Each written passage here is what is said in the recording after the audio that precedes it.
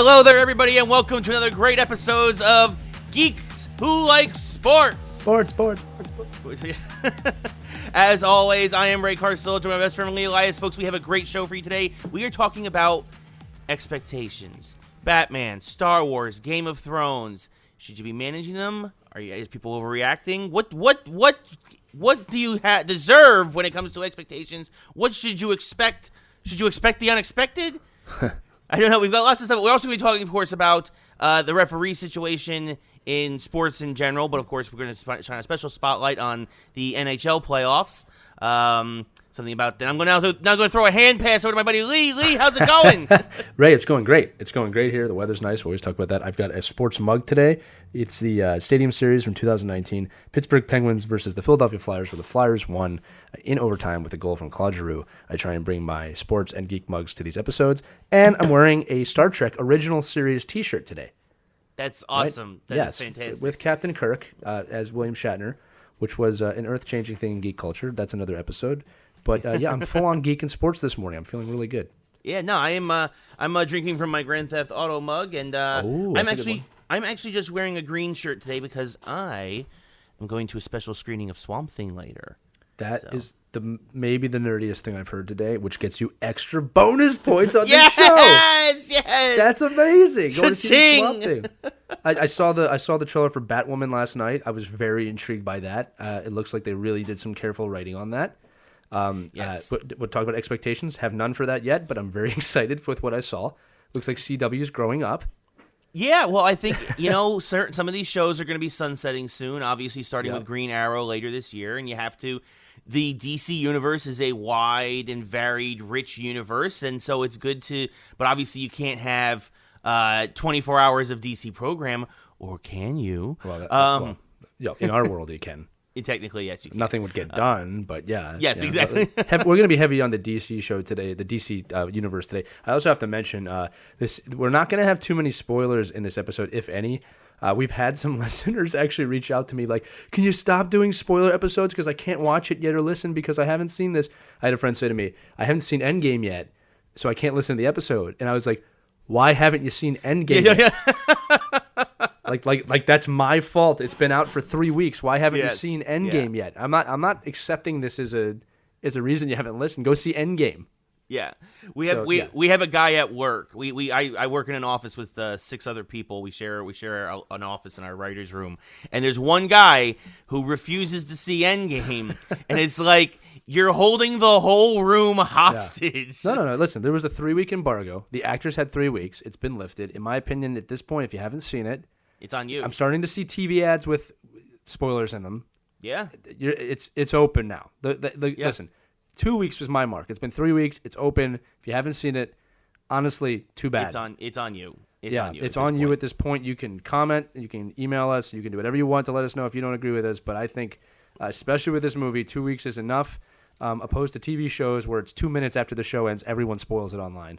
Yes, like Game of Thrones and super hypocritical. But we're not going to talk about that. Yes. We're talking about expectations today. Yes. So speaking of, we'll start with Game of Thrones, I suppose, because we just we can do that quick. Yeah, we can because of the easy transition. Speaking of Game of Thrones, obviously, there's been a lot of blowback from the last week's episode. A lot of people there have been, I think, something 50 to 500,000 people have been signing various petitions to get HBO and AT&T Warner to reshoot, spend $100 million to reshoot the whole last 6 episodes. With competent writers. With competent, yeah. That's it. It's with competent writers. We have to mention that. Yeah. And here's the thing. I'll also say we're not going to spoil anything with Game of Thrones here, so don't worry if you don't watch the show or you haven't seen the episode somehow yet, although there's probably no way you don't know what happens. It's ridiculous to me, these people. It is ridiculous to me, and I will tell you why. I can understand why some people are upset. That's as far as I'm going to go. I do not understand why we're signing petitions to have the show remade before the final episode has been released. Yeah. When the final episode's been released, then to me that's kind of fair game. All right? But for all I know, we're in an Empire Strikes Back situation where we just don't know how it's going to end, and people are sitting on the edge of their seats, and they're super upset because they don't know what the writers were thinking. I give writers, I'm a writer, Ray, you're a writer, You Yep. have to give the writers the chance to at least tell the story in full. The other thing that I don't understand is the shock at where the show is going. Okay? They've literally been building towards this for 8 years. Yeah. And it's obvious if you watch the show. Again, without spoiling anything, okay? That's why we're not going to spend so much time on this. They have been building towards this. If you watch this show again, knowing what you know now, this is super duper obvious where this was going. I will say that from people I know who have recently, leading up to this, binged watched everything getting ready for this. Yeah. They are far less disappointed and angry than people who have just been going season to season and may not remember the early episodes. Again, I'm not a Game of Thrones guy. I've watched two episodes over the entire series, but from what I gather is what at least seems to be correct is that this seems to be something they've been building towards, and some folks are just forgetting some critical season 1, 2, and 3 details. and I'm going to say this again: the last episode hasn't been released yet, and it's an hour and a half long. Yeah, listen, give the show a chance to end before you rip it apart. Because here's the thing: what I'm hoping for is that it's an awesome last episode, which is going to be hard. It's hard to nail a last episode of a show. Keeping in mind, this is a TV series. This is not a movie. Yeah. Okay, this is a TV series. It's very hard to nail a last episode. There's been very few last episodes of shows that have done well. That's why everybody still talks about MASH's last episode, which is 50 years ago. Yeah. Right?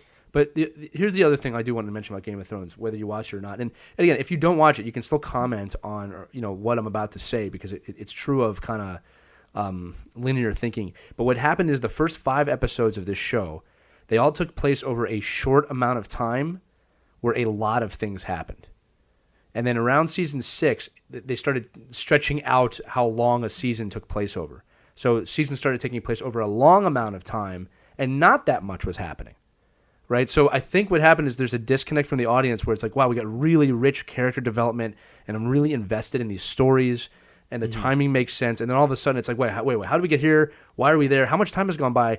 Wow, that happened fast. And so it's just a lot of what's happening? And the truth is, it's season 8. You don't need more character development. They're killing characters off every week. Yeah, that's their development. Their development has come full cycle now. And then the other half of this is that, and I actually think everyone would agree with me on this, is that we're completely spoiled with the Marvel Cinematic Universe, and we're expecting that from everything from DC, from Game of Thrones, from Star Wars. We're expecting that level of writing, that level of closure, and that level of production. And here's the thing: you are not going to see that in anything right now. You might see it in the future. But the Marvel Cinematic Universe has really spoiled us. Yeah. All right. And my final thought is, how awesome is this time to live in? That I'm the Marvel Universe spoiled us. Yeah. I was telling Ray, I was giving a presentation yesterday to young kids, and this will be a really good transition point, right? I was talking to these young kids, kind of about superpowers and how we, effort and hard work and all these things are superpowers. I'll spare you the full speech, right? And first thing I did is I put a picture of Fortnite up there. And they went nuts. They went crazy. I literally got a standing ovation for a Fortnite picture. And then later in the presentation, I put a picture up of the Marvel comic universe. So not the films, the drawings of the comic characters, the drawings. Ray, it was like I hit a home run in the World Series. These kids stood up and I had to physically calm them down after I was laughing. Okay, and I told them this. I said, "Hey, you know what, guys? Let me tell you something. When I was your age, this was not cool." And they went, "What?" I mean, they were shocked. I mean, and they couldn't believe it. And then I told them the story of the death of Superman very quickly, the reign of the Superman, and how Doomsday came down and killed him. I said it was the first time they really killed Superman was dead. And the looks on their faces, I know you can't see me on this podcast, but it was, what? I had them in my hand. I was telling them. And I said, "Do you know what they called me in school for loving this?" And they looked at me and I go, "They called me a loser." And they were they were shocked. They could not imagine a time where this was not cool, right? So I always have perspective on this of we live in the greatest geek culture time that has ever existed right now. Yeah. Right? Just take a step back and remember that you are literally upset about dragons and queens and mythical creatures that don't exist and that you are not getting made fun of it. Because Ray and I were made fun of relentless for this, and we know if you're listening to the show, you were too. Yeah, okay? Probably, yeah. And now the world is ours. Yeah. Right? And speaking of that, why are you also pissed off about Pattinson playing Batman? What the hell? Yeah, that's a big thing. We were talking about Batwoman before. We got Batwoman on television. Now we have a new Batman. In films. It appears everything. All the T's have to be crossed and I's need to be dotted. But it's about to be. It seems that Robert Pattinson is the next cinematic Batman in Matt Reeves' film coming out in 2021. And a lot of people got very, very angry yesterday on the internet when this broke. When are we going to learn? When are we going to learn? I tweeted this yesterday, Lee, and I said, different generations have learned this when it comes to Batman. Michael Keaton they tore Keaton down. Hundreds of letters were sent to Warner Brothers saying this is going to tank you. This is going to destroy you. You can't have Michael Keaton be Batman. And we were too young to have known all about that then. We were just like, hey, Batman's Batman, yay! I get a mug at McDonald's. Yay! And it's like, and of course, Michael Keaton now is so beloved as Batman that people are asking him to come back and be old Batman in the Batman Beyond movie. Not to mention he's done Birdman, which was kind of a cinematic making fun of superheroes. And kind of a wink. He was Vulture in Spider-Man. Let's not forget that he paved the way for everything. His performance in that movie. And let's talk about this. So here's a little known fact. Okay, so a lot of people when we say about Pattinson playing Batman, they go, "Oh, he's like the fifth guy that done it." This is not true. All right, we've done a lot of research here at Geek Like Sports. We have the Geeks Who Like Sports Elias Sports Bureau, as I like to say. And we've done some research here, okay? And believe it or not, Pattinson, excuse me, I always say this right now, is the 10th actor to play him on film and the 16th overall actor to voice him in some way. And yes, we are going to quickly run through the list of all of these people, okay? And again, I believe there are other people that are not on this list, but they're of note. I have to say it like that. Okay, first person to play Batman, Lewis Wilson, 1943. Second person, Robert Lowry. The movie serials. Yeah. Yes. Second person, Robert Lowry, 1949. Then we get into some of the people you may or may not have known. Adam West, 1966. Right. Okay, which is literally the comic book Batman of the time. Yes. Okay, 1966. Age. Then you fast forward to 1989. Michael Keaton. This is the time period where Batman went dark on film for the first time. Mm-hmm. Then we go into an interesting time. Val Kilmer, 1995. George Clooney, 1997. Then we come out of the Dark Ages. Christian Bale, 2005. Will Arnett, 2013. That's the Lego Batman, and he does count as a cinematic character. Ben Affleck, whatever year that was. Right? Now Robert Pattinson is the next Batman, unless it's not. Voice actors. I hope I say these names right. Olan Soule, 1968. Kevin Conroy.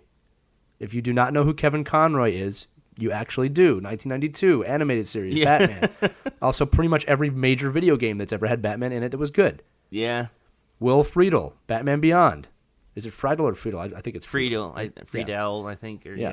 Reno Romano, The Batman. That was an underrated cartoon in 2005. Absolutely was. Jeremy Sisto, Justice League, New Frontier. Mm-hmm. And there are probably many more that I'm leaving out. Bruce Greenwood's done it a lot in the animated movies recently. He did Batman. He was Batman in Batman Gotham by Gaslight. He was also Batman.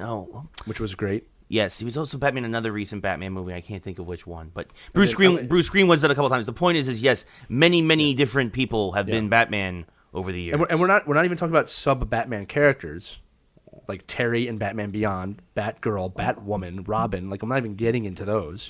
Yeah. I know they're different characters. But here's the thing. A few things about this. Many people have played this. 2, Batman is not a complex role. People like to think that it is, but it's not super complex. No. Okay? It is 2 characters. One of them is literally a monotone bat. Okay? That is not hard to play that. Everyone does it. Everyone does it at home. And the other one is a rich playboy, which is easy to play. In fact, several people have played that well. To be fair, like going down this list, and I'm gonna go beyond, like starting after Adam West, just because that was a different time. If you look at the actors that have played Batmans, the ones that people said would be good were bad, and the ones that people said would be bad were great. Yeah. Okay. So Michael Keaton, great. This might be a good sign for Robert Pattinson. Yeah. And again, listen, Michael Keaton thought that he would be bad. He was great. Val Kilmer, I don't know what people thought. I actually did not have a problem with Batman Forever. I think that movie was a victim of its time. I think if that same Different- story was made now, it would be a lot well received. I didn't think that was a bad film. It was a victim of its time. It was a victim of its director. It was a victim of a transition of, obviously, it was an awkward transition from Keaton to Kilmer. Yeah. Absolutely. Absolutely. It felt like the studio kind of mishandled that from a PR point of view. Like, it just... I actually think the writing in that... I bet you if that was a book, like if you turned that movie into a book and like took out kind of all the, neon mid-90s stuff... Yeah. I bet you it would be a really good story, because I really love how that story kind of tried to jump into the duality of Bruce Wayne and Batman, and like the whole idea with that film is they're the same. Like Bruce Wayne discovers that he pretty much has multiple personality disorder. Yeah, he's he needs to be both. psychiatrist. Yeah, yeah, and that I am both Bruce Wayne and Batman. That's a pretty big reveal. I mean, that's a big deal because like. There have been times in the comics where it's just like, no, Batman is the dominant personality, Bruce Wayne is the mask. Yeah. Right? Yeah. Where, I mean, that's been huge storylines. There were even books where it was like Batman, when Bruce Wayne was in trouble with the law, and Batman was like, I'm just going to give up being Bruce Wayne and just be Batman 24/7. And like, there's this big fight with Nightwing in the Batcave where it's like, no, you can't stop being Bruce Wayne, because he's like, just for the simple reason is that, like, I'm your ward. What happens to Dick Grayson if Bruce Wayne disappears? Well, I remember, and I don't remember if it was that exact comic, but I remember you told me about this. There was this great line where it was in one of the comic stories where Alfred's talking to Bruce, and he's asking him, "Are you okay, sir?" And Bruce says, "Yes, why?" And he goes, "Because you're speaking in the Batman voice all the time now." Yeah. And I thought that was an awesome arc. Like, so he's sitting as Bruce Wayne, but he's talking to everybody in the Batman voice because he couldn't decide the difference. Like, the psychological analysis of Batman is always fascinating, and it's tough to tackle. That movie tried to tackle it, and I actually thought it did a good job. The miscasting in that was not Batman; it was, I'll just say, other people. But I mean, I have a feeling if you could turn that into a book today, I bet you that's a really cool story. Anyway, moving forward, George Clooney. I'll just say nobody was upset that he got the role, and I'm not going to speak about that atrocity. Christian Bale, at the time, people thought of American Psycho. I think people didn't know what to make of that movie. Obviously, he knocked it out of the park, to be fair.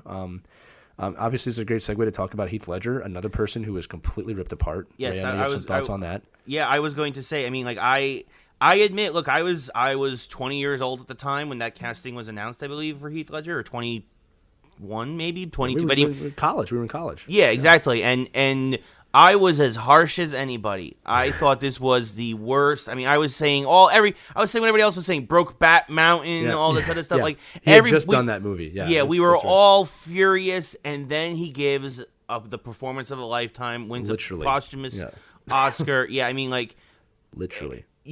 I mean, and then that's why it's just like, and for me, and it feels like this has happened for every generation now, right? Like I said, going back to Keaton, like the mistakes of our fathers, right? Like who they were mad about. I hope my son says that one day, right? Like, you really like the wrong Batman, Dad. Yeah. Not you ruined the world. The world's falling apart. You chose the wrong Batman. How could you like Michael Keaton? No, like, they didn't like Michael Keaton at first, and obviously now everybody loves Michael Keaton. We didn't like the Joker when Heath Ledger when he was first announced. None of us did. Obviously now he's tremendous, and I think that's why, like, I tell people, like, look to the past, learn from the mistakes of the past. Give Pattinson a chance. Now, if he performs terribly, if he goes on screen and, like... We'll be on it. Oh, yeah, no, for sure. You don't have to worry about it. Like, if he doesn't have the gravitas and the pathos that you expect from Batman, if he gives a terrible performance that sinks the entire movie, like... Which he won't. He won't. Yeah, but, like, we will, trust me, the geek community, we are ready to pounce at any given moment. We will sign a petition to get the movie remade with a new actor and competent writers. That's another thing. We don't even know what the story is going to be yet, too. We don't know how old he's going to be or when this takes place or what's going on. I mean, there's rumors that it's going to be in the Joaquin Phoenix Joker universe. Like, is it going to, like... Yes! I hope so. See, now I'm excited about... No, that would totally make sense. And like I said, they can totally reboot it. Because that movie clearly takes place a little bit in the past. At least that's what it looks like from the Joker costume movie, design. Yeah. And that would make so much sense, right? And they could do that. And again, I think we've talked about this before. DC seems to have kind of figured out to not do team-up movies too much Justice Leagues, like, not a good idea. Keep the characters on their own path. Yeah. And then maybe in the future we can do that. But, like I said, we'll see. All right. But, yeah, look, above all, let him make the movie. He obviously did something in casting where he impressed some people. Let him do it. Let's reserve judgment on things like this until the movie comes out. Yeah. Okay? Until it comes out. And again, there's other things you can judge ahead of time. Like, hey, they're doing XYZ storyline. That's not a great storyline because we know we have the backlight. Let the guy do his job. Like, when are we going to learn this? When are we going to learn this? Yeah. That's the thing, and that's the question, right? Again, like look to the past, learn from the mistakes of those who came before. Is that sometimes you got to just give people a chance, and like, look, I get it. If all you know him from is from Twilight, you think of the weird floppy haircut and all this other stuff, and the brooding emo kid. Look at him recently. I've seen pictures of him with like a cropped haircut and like a suit and tie, and I'm like, oh, he might. Yeah, you know what? He could look like Bruce Wayne and Batman if you put a cowl on him. I could see this. Go listen to him with an American accent, too, because he sounds different. If you're thinking Team Edward, again, look, it's no different than Heath Ledger. I'm going to say it again. It's no different than Heath Ledger in Brokeback Mountain versus with his Robert Pattinson as Edward, whatever his name was, in Twilight. Yeah. As long as what's-her-name's not in this movie, we'll be all right. You call Kristen Stewart? Yeah. Kristen Stewart as Catwoman. Yeah, she doesn't make any sense to me. I'm not quite sure and again, you know me, Ray. I don't usually insult people that are in the trade. I just don't understand her worth as an actress yet. She seems to kind of one gear. And like I said, some actors like Kevin Costner's like that. He's totally made his life on it. Like again, Kevin Costner. If you guys haven't realized this, he is the same character in every single movie he's ever been in, with slight alterations. Like in Robin Hood, he had an English accent for 2% of the movie. And like he's done some roles where it's a little bit a stretch, but if you watch any Kevin Costner movie, any of them, he's the same character in every movie. It's amazing. It's amazing to me that he's been able to do that. Like, what a lucky guy. From Bull Durham to The Bodyguard to Man of Steel. Yeah, to Mr. Brooks. I mean, it's just unbelievable. He's just the same person in every movie. Okay. So I also just wanted to quickly tap on, because we're like 23 minutes in now. I do want to tap on also, this is not limited to just Batman. There's other movies, like, and the thing is, if we're not careful with social media today, I mean, you can ruin a movie. I'll give you an example. Solo was a very good movie. Very good. If you don't agree with me, please feel free to disagree. It was a good movie. It was a good Star Wars movie. I will say this. It was released at the wrong time. It should have been released around Christmas time, around the holiday season. It was released in the summer, which was not a good time. It was competing with another Marvel movie, which made no sense. Yeah, it came out Memorial Day weekend, which... Yeah. And then, forgive me for forgetting the guy who played Han Solo in the movie, but there was a lot of talk about how he couldn't act. This is way before the movie came out, and how they have to reshoot things, and that, nothing's working, and people just didn't go see it. And it was like, it was great. I can't think of anything in that movie that I really was like, this is ridiculous and stupid. And I can tell you things in The Last Jedi that I felt that way about. But with that said, I have told people I reserve the right to fully judge that movie until Episode 9 comes out, because J.J. Abrams will most likely put things back together. Yeah. Okay? All right? And I've been very critical of The Last Jedi. I've said to people, I don't like the feeling I got from it. I'm not happy with it, but everything I just said. Yeah, because remember, it could be our empire. Yes. And that's the thing, right? Like, it could all end up tying up together at the end well. Yeah. But yes, also you need to be careful with social media, because, like, it's never good when you threaten people's lives. Like people who have been forced off of social media because of characters that they portrayed. Not even how they portrayed them, but just because they portrayed certain characters. Ghostbusters comes to mind. Yeah, it's kind of despicable and kind of wrong. I mean, it's just flat wrong. Use social media for good. Like I said, I love social media. Ray and I, especially me, I'm on it all the time. I don't mind it. Yeah, I'm on it. It's a great way to connect. We connect with our fans. We connect with you through social media. Okay, but use it the right way. And the other thing is this, like, look, with what movies cost today, I understand that you're voting with your dollars when you go to see a movie, but like, if there's a franchise you've loved, like I support Star Wars because I love Star Wars. I do. Yeah. And if they make 5 bad movies in a row, they're going to lose my dollars, but they really haven't. They've made good movies. Some of them are not as good as others. That doesn't mean I'm not supporting the franchise. I'm probably not going to go see a rom-com anytime soon unless my wife wants to. Yeah. You know what I mean? So, anyway, look, if you feel like we're lecturing, I apologize. But let us know what you think about Pattinson playing Batman. Let us know what you think about any of those actors, any of the things that we talked about. Yeah. And expectations on these movies. They all have high expectations, but let's reserve the right to just let things play out. You never know. He's an actor. He's a good actor. Yeah. He might do a great job. Just let it happen. Yeah, all I'm going to say is if they do the Penguin, I want to let Matt Reeves know I am available.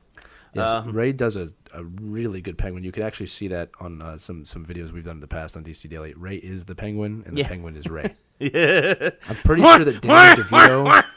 Yeah. See, Burgess Meredith. Yeah. And Danny DeVito actually traveled to the future using Yes. the Marvel Cinematic Universe timeline. Yeah. And The they've quantum watched realm. Ray. Yeah, they watched Ray, and they went back in time and did their impression. That's why Ray is so good at it. Yes. I'm a conglomeration of the both of them. I have the same waddle. It's terrifying. Yeah, it's a natural waddle too. That's what's scary. All right. So speaking of expectations, and before we get into the sports section, we do want to let you know that our mashup this week is also going to be about expectations, pretty much dealing with which comic book geek characters would be the best and the worst referees in sport.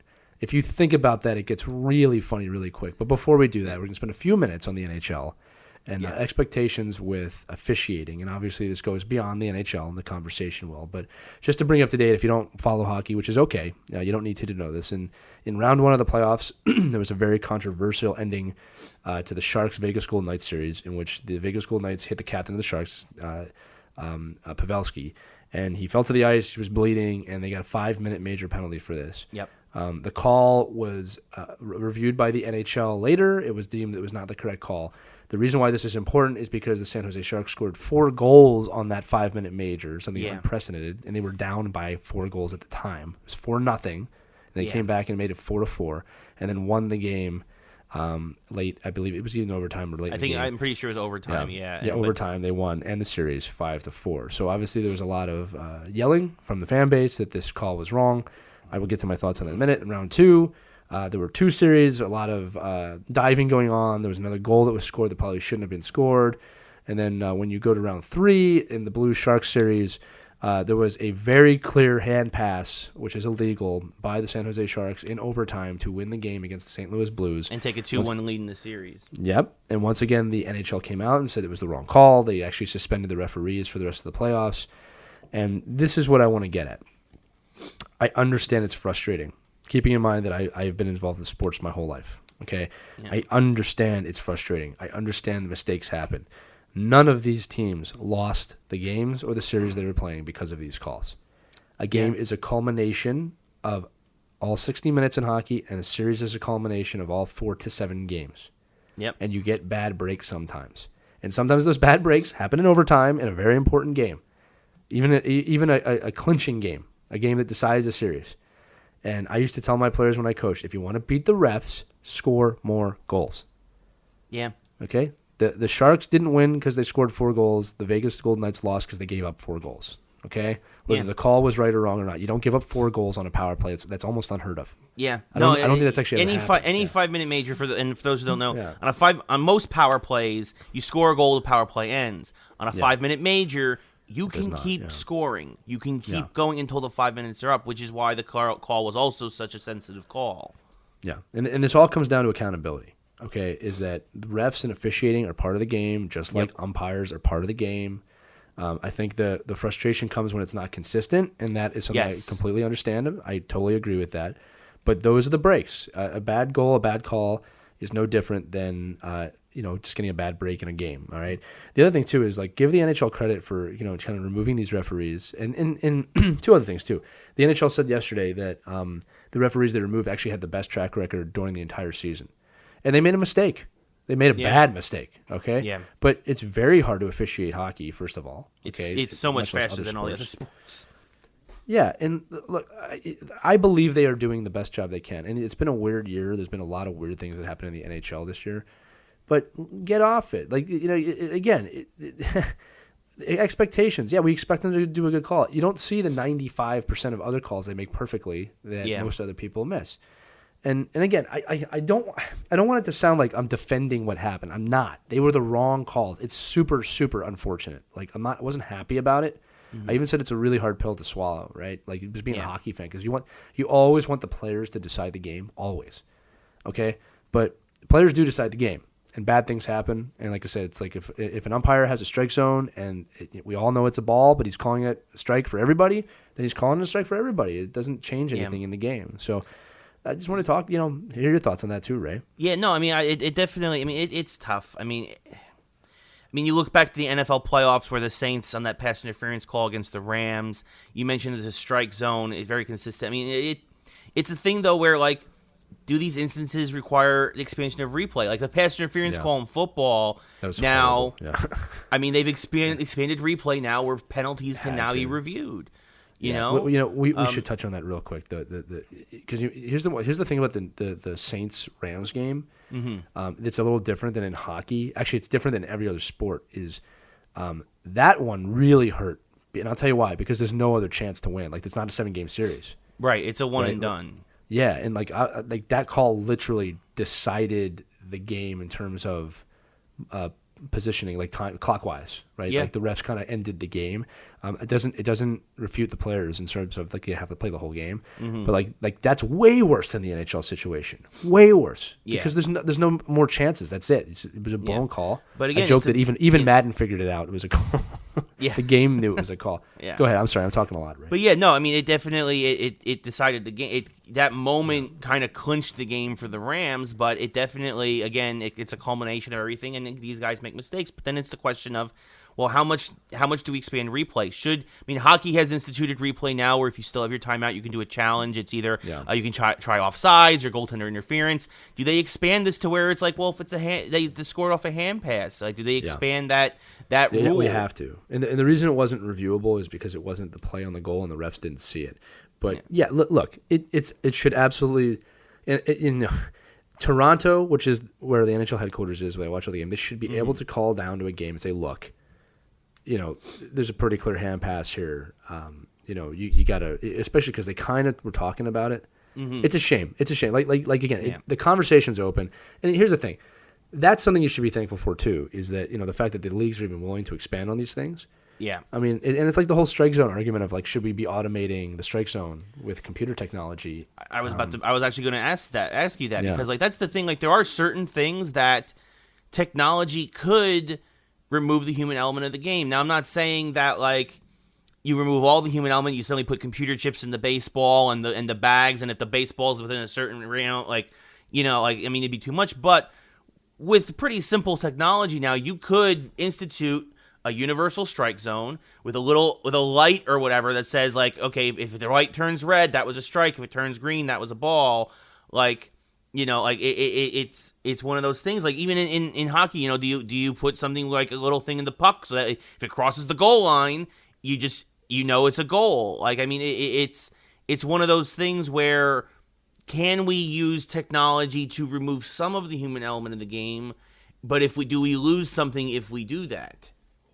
So here's my thoughts on that. And it's a yes and no type answer. But here's the thing. The real question, I think this is the real question that needs to be asked, is are you okay with a human error element in your sport or not? So, for example, when I talk to people about the strike zone, the good argument that I hear back about not using computers is, look, that's just part of the game, is the human error element. Now, I'll be honest with you. I'm a perfectionist in a lot of ways. If there's a technology that's going to perfect the strike zone, which is like, the job of a pitcher to be in that, I kind of want that. Yeah. I mean, that's just my opinion. Some people don't. I kind of want that. Like, because I think that's one of those things of like, if he didn't throw a strike, he didn't throw a strike. It's the same thing with the puck crossing the goal line. Like, we should absolutely have a technology that knows that the puck crosses the goal line, because there's something like, I don't like the idea that the goalie could sit on it, you wouldn't see it, and he pulls it out. Like that's cheating. Yeah. All right. Like to me, that's not part of the game. Now, there are other things that I wouldn't say that, and I have to think about them. But like, anything, in my opinion, anything that's like left up to human error to decide, I don't like that so much. Yeah. Okay. And there's already enough of that in sport. Like, there are penalties in hockey and basketball where it's kind of like at the ref's discretion if he wants to call it or not. Mm-hmm. And like that's the type of stuff to me that like that's what referees are there for. They have to make hard decisions like that. And there's no computer that can tell you if someone took a dive or not. Right.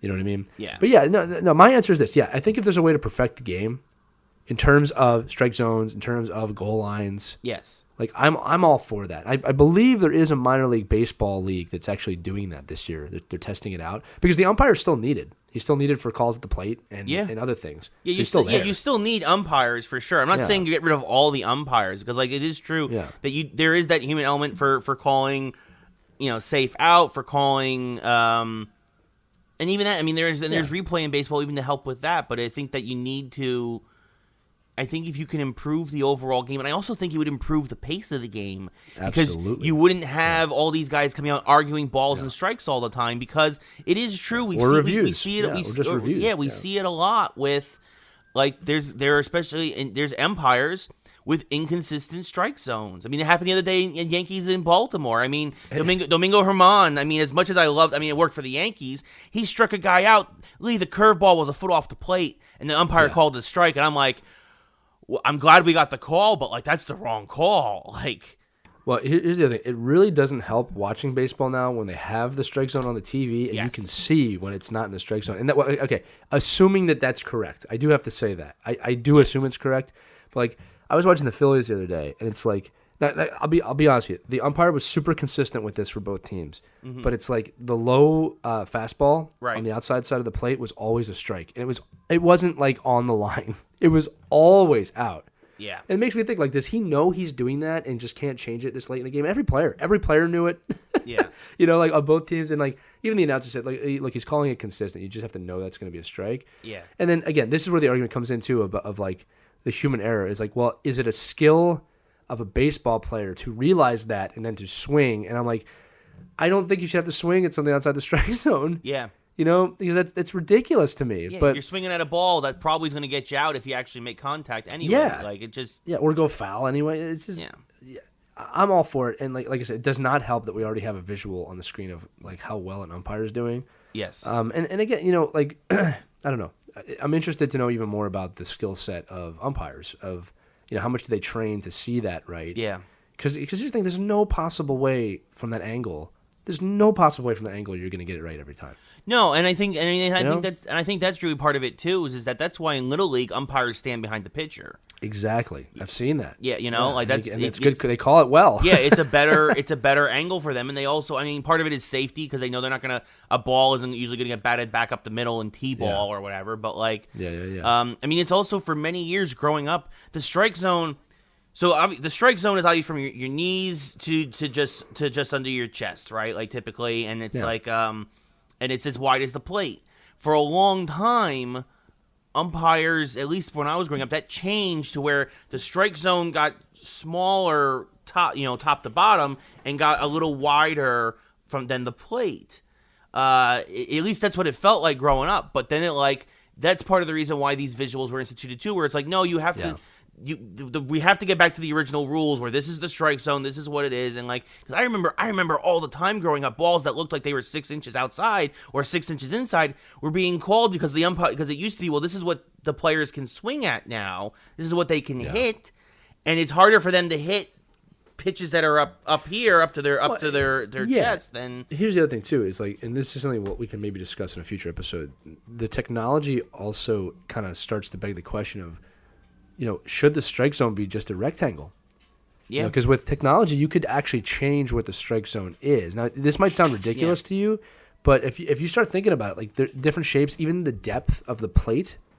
Yeah. Like what if something is, if it's a sinker and it drops through the strike zone? Yeah.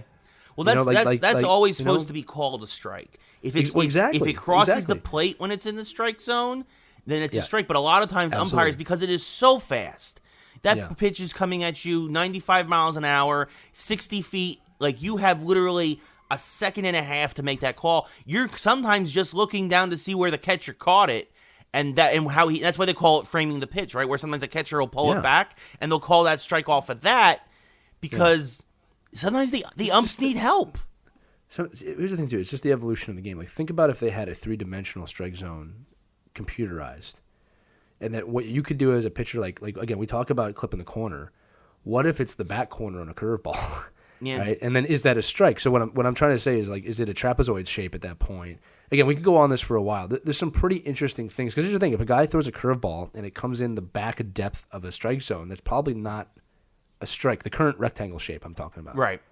Right? And that's why the plate is not a rectangle, but we have a rectangular strike zone. Yeah. Like there's a lot of things you could do here that are really interesting when you talk about that could potentially evolve the game. And I'll say this, and people might not agree with this. No, umpires are not evolving the game. No. Right? And they're not getting any better. We've kind of reached the human point of perfection with strike zones. It's not going to happen. Yeah, and replay can only do so much. Yeah. So expectations. Yes. Expectations in sports, expectations in comics and movies. Yes. Where do you lie along that line? You can comment, send us an email, geekslikesport@gmail.com. But people make mistakes, but I think we can get to a point where we make less mistakes.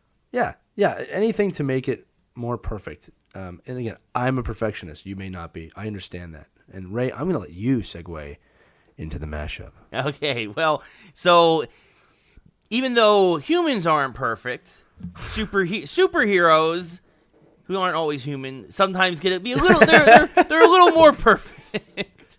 They're better than us. Yes. When it comes to powers, unless they're a villain, and then they're not. Right. Yeah. It's the struggle, Ray. The conflict. Yes. That's what I love about it. So we figure we wanted to talk about what comic book characters would make good or bad referees in our favorite respective sports. It's so much easier to do bad. Yes, yeah. So much easier. Try and do good. Do we want to start with bad referees then? No, you got to listen all the way through the episode if you want to get to that. Okay. So for me, when I think of good referees, there's a couple that come to mind. The first is Superman. Yep.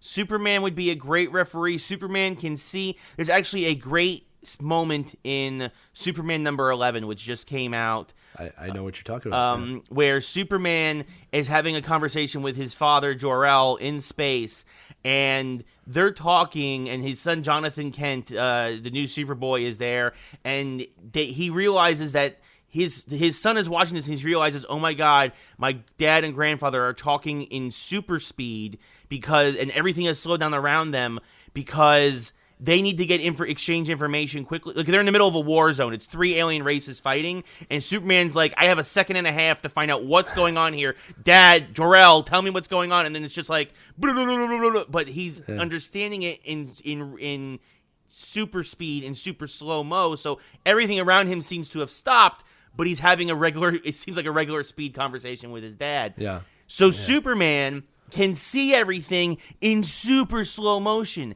and can move around the rink at super speed or move around the baseball diamond or the football field in super speed and see every angle as it's happening. And imagine if he accidentally clipped someone. That would be bad. I mean, that would be real bad. He will be missed. Yeah, he will be missed. He will be missed. But also, it's like, who would dare argue with Superman? Yeah. This issue was particularly great in Superman 11. It just came out because in order to stop the war, Superman just says, "Please stop fighting." He goes to every alien, and they're like, "Well, we'll stop if they stop." And he's like, "I said please." And they're like, "Yes, Superman." Yeah. Okay, Superman. It's like nobody would ever argue another call in the history of sports. Yeah, just a side note, I do like how the comics and movies have kind of reestablished the Kryptonian race as like kind of the most powerful in the universe recently. Mm-hmm. About how like you just don't mess with Kryptonians. No, it's that simple. They're more powerful than you. They even did a pretty good job of that. They did an okay job with that in Justice League, showing how powerful Kryptonians are. Anyway, yes. So I think if we're talking Superman in that capacity, obviously Flash and Quicksilver automatically in as well. Yes. Even though Flash is a little more sarcastic, just the ability to slow things down and to see it. I also think that Vision, no pun intended, would probably be a good referee. Mm-hmm. Although I was thinking Vision and Cap, but then I was like, man, they'd be annoying because they would call everything. Yeah. they would call everything. By like the this letter is like of the that law. 5 minutes. Yeah, the 5 minute left in the period or the game, and it's like, like someone got tripped a little bit, and it wasn't that big of a deal. They're the guy that makes that call and loses the game. So maybe that's bad refereeing, but I guess technically not. It's good. But yeah, look, I think you said anybody who could slow the game down in their head to see it. It would be boring for them, but they would actually be really good officiating. And like I like Flash and Quicksilver because they're just sarcastic enough to let stuff go. Yeah. Cause he tripped me. Oh, did he trip you? Are you sorry? Get up and play the game. I can see Flash doing that. But there you go. Superman would be the head ref. Flash and Quicksilver would be the side two linesmen. Yeah, I'm trying to think who else would, or the judges or whatever you have in other sports. I'm trying to think who else would be. I'm thinking about like NFL referees now, like who would be good in that game. Yeah. It's almost like you have to have a domineering personality. Yeah. You know what would be good? The Thing. Yeah, nobody would mess with the Thing either. Yeah. Now, I was gonna say Hulk, but he's too angry. Thing could probably do it. He's got that thick skin, so even like when people are yelling back at him, he just kind of like shrug it off a little bit. He's like, keep playing. Yeah, that would totally work. I'm trying to think. I mean, does invisibility give you any advantage in sports? Probably not. No, you're not in the way, I guess. Yeah, if anything, you get in the way because somebody might accidentally run into you or something. Yeah, again, the list for good referees. It's just like, can you see it better than most people and not be a jerk about it? It's a short list. And like I said, the list of bad referees is so much more fun. Yeah, I guess maybe Doctor Strange might be a good ref. He could kind of slow things down, stop things run around, maybe. Yeah, he just talks so much. Yeah. Just like, shut up. The Eye of Agamotto has said, are you seriously standing in the cosmos or the cosmos? Yeah. Did you really just do that play? I don't think you quite understand what's at stake here. Yeah. The Super Bowl's on the line. Yeah. I've went into the future to see all outcomes of the coming conflict. How many did you see? 14,605,000. How many do the Rams win? One. And then never tell them. Again, minor spoiler. If you haven't seen Endgame, go back to Infinity War and watch those scenes with Tony and Doctor Strange. And because there's a couple things here. So he tells Tony on the ship that I will let you and the kid die to protect the reality, which is exactly what happens. Yeah. They both die, right? At some point. Mm-hmm. All right. The other thing, too, is if you watch the scene when he says, I'm sorry, Tony, it was the only way. Yeah. Totally different connotation on that scene now. Yeah. Because you know what he knows. Yeah. Right? And I watched it again. I was like, I actually believe Cumberbatch knew what was happening when he did that. Yep. Because the way he delivered that line, he's like, I just signed your death warrant. Yeah. Like, all that stuff is big now. Anyway, bad referees, bad officiators, mashup, expectations, not at all on this one. Yeah. Horrendous officiating. I love the first one. Actually, Thanos might not be bad. We forgot to say that in the good one because he already wants one half of them to lose anyway. The problem is he kills whoever loses. That's right. He snaps them out of existence. Yeah. So that would be bad, I think. Yeah. Right? Yeah. Although the game would be great. Yeah. Right? People literally fighting for their lives. Yeah. Yeah. Well, that's a gladiatorial stuff. I mean, so Thanos would probably be a good ref, but bad. Yeah. For the people involved. I think Wolverine would be horrendous at it. Yeah. He even says patience is not his strongest suit. Yeah. All right. I mean, he might go berserk. Who knows? Wolverine, horrendous. For me, Deadpool would be a terrible referee. Oh, but he'd be so fun. He'd be fun, but he would just be... He'd be too busy pantsing the players to ever worry about what's actually happening in the game. Like we would get nowhere. He'd be a great WWE referee. Yes. That's true. The guest referee for the match, Deadpool. Oh, we should make Ryan Reynolds do that. Yes, he'd be running over to the commentary table, doing commentary, breaking the fourth wall. This is a crazy match. Yeah, Michael Cole would be like, get in the ring. You should be officiating. He's like, no, it's way more interesting from over here. Yeah, we really need to contact Marvel and say that you need to do that in one of your comic books coming up. That is brilliant. I could see. Oh man, how funny would it be if he was doing a WWE match between Juggernaut? And I'm trying to think who else he loves. Juggernaut versus a Colossus would be great. And him officiating, which he kind of did. If you haven't seen Deadpool 2, that's the best part, by the way. Yeah. And that's not a spoiler. If you didn't see it, it's too bad. You should have seen it. It's been out for a year and a half, if not more. Yeah, it's been out a long time. Yeah. But Deadpool would be horrendous but hilarious. Yes. Right? I'm trying to think who the worst referee would be. Jeez. There's so many to go from. And, the funny thing is, a lot of the heroes would be like, oh, Drax would be horrible. Yes. He'd be horrendous. Yeah. Just wouldn't understand. He'd take all the rules literally. Yeah. You know? Actually, all the Guardians would be really, really bad now I'm thinking about it. Yeah. Right? Thor would be fun, but bad. Yeah. Thor would be fun. That was a horrible play. Do me another. Yeah, do it. Do it again. Run it again. Yeah. Yeah, these are all horrible. I'm trying to think. I'm going X-Men, Jean Grey, horrible. Cyclops would probably be all right. Cyclops would probably be a good ref. Yeah, Cyclops would be a good referee. We'll put him in the Cyclops good would be good by the letter of the law, yeah. Professor X? Yeah, he'd at least know who's cheating and who's not. So. Yeah, right? Gets in their head. You definitely took a dive. He'd be a great referee. Yes. Like, I looked into your thoughts. You took a dive, and you should not be thinking about that during a game either. Yeah. Right? That's my dog. My dog agrees with me right now. Yes. I'm trying to think what else. His name is Chewbacca, by the way. Now we can keep it in the episode. Yeah. Chewbacca is my dog. We call him Chewie or Lord Schumann. Schumann Fu. I call him Professor Schumann now a lot more. I don't ask me why. I don't know why. Hello. But yeah, no. Hello, Chuman. Oh, there's a new one. Yeah. Hello, Schumann. Professor Schumann. And then my other dog's name is Luna, which is kind of a Harry Potter reference. I wanted to name her Padme, but my wife won that one. And I had a cat called Yoda. So yeah, it's pretty much a geek pet house here. Side notes. Okay, back to the referees. I think the ultimate, and we'll kind of close it on these. I actually think Professor X now would actually be a great referee. Yeah, I'm thinking about it. Good morals, understands the game. Probably would enjoy sport, to be fair. Mm-hmm. Like I think they always portray Professor X as kind of this. Like I'm the leader of the X-Men, but he enjoys sports. I like the way McAvoy played him when he was younger. He drinks, he has fun. He had problems. Like he's a deeper character. He'd be good. Probably more of a football fan, if you know what I mean. Oh, definitely more into European sports. Yeah, I could see him having a pint doing that. And then the absolute worst referee, and I think if you're thinking villains, that's probably not the right way to go. It's actually probably a hero that would be really bad at it. Iron Man would be bad. I'm going through all these in my head. Yeah. Iron Man would just not care. Yeah. I mean, he'd be witty as hell. Oh, did you fall down? You did? Okay. You know how I know that? Because we're connected. We're going to have to talk about that movie again at some point, Iron Man 3. Yeah. Not today, though.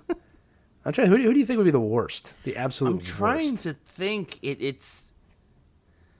Oh, how would Batman do? I was thinking about that. I don't know if he'd be good or bad because he breaks a lot of rules himself. Yeah, he wouldn't care. And he just he really wouldn't. Like he's just kind of like he's like, I have to go defend the city. You all just play amongst yourselves, and like just would leave halfway through the game. Like there's also the caveat because it's inevitable that it's going to happen. Someone's be like, again, Smith has passed Carcillo. Carcillo passes to Elias. Elias has passes to Martha. Why did you say that name? Like nobody with the last name Martha can ever play sports again because get over your dead parents already. Don't bring it up. That's from something else. Don't bring it up. No, Wonder Woman again is probably call it like Superman. I think Wonder Woman would be a very good referee. I mean, especially because of all the Olympic Games and Themyscira and everything, and like I think that they would. She would be. Yeah, I think she would be a good ref. Yeah. I think Hulk would probably be really bad, really, really bad. Yeah, Hulk would just smash everybody. Not Gray Hulk or whatever the Hulk is in Endgame, but just Hulk. Yeah, no, true Hulk. I think. I mean, I can't think of many more. I mean, the problem is when you get down to outer space villains, it's like this. They probably wouldn't care anyway. Yeah, Galactus is like, I have better things to do. Yeah, Silver Surfer's like, what? Yeah. Who was that? Who was that comic hero that spontaneously combusted and made an atomic explosion every time he got angry? He blew up Stamford, Connecticut in one comic book 15 years ago. You know what I'm talking about? Yeah. Oh God. It's okay. That's how important he was. Yeah. Oh, I know who the worst referee would be. I got it. And yes, I got Ray. I've gotten it. Booster Gold. Oh God, yeah. He would be horrendous. Because he'd Skeets, was that a goal?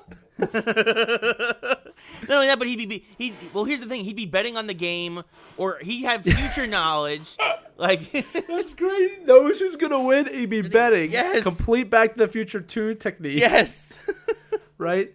and he just sucks at it. Oh, God, he's so terrible. He'd be like, why are you guys even bothering? We already know they're going to win 17-13. Like, they cover the spread. Like, Skeets, who wins this game? Yeah.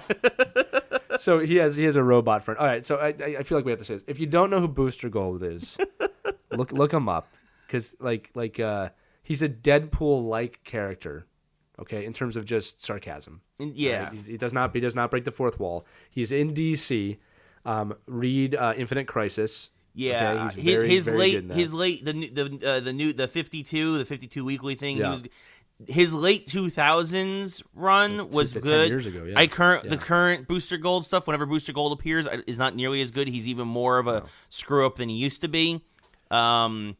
This guy, by the way, he runs around with advertisements all over his super suit. Yeah, he is the worst referee. Yeah. That is.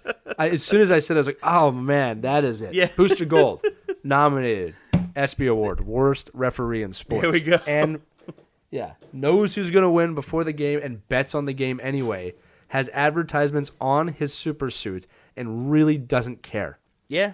Every time in the comics he's about to care, doesn't care. Yeah. There it is. And you should look him up, because he had a good golden run there for about 5 years, from probably 2005 to 2010. Yeah, no, for sure he did. He had a really good run, but not so much anymore. But definitely. Oh, that was more fun than I thought it would be. Yeah, that was really good. That was a lot. You have to let us know what you think. Yeah. Oh man, well, so that does it for us this week here on Geeks Who Like Sports. As always, you can subscribe to us on iTunes or just on some SoundCloud. Be sure to give us those sweet 5-star ratings. We really appreciate it. And yeah, for Lee, I'm Ray. Thanks for listening, everybody. We really appreciate it, and we will see you next week with more Geeks Who Like Sports. Enjoy Swamp Thing. Thanks, buddy.